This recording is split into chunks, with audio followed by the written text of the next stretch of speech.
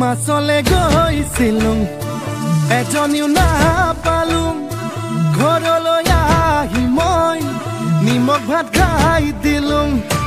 এজনী ছোৱালী মই বহুত ভাল পাইছিলুম এটালৈ পলাই গ'ল এচুমাও নাপালুম হেনো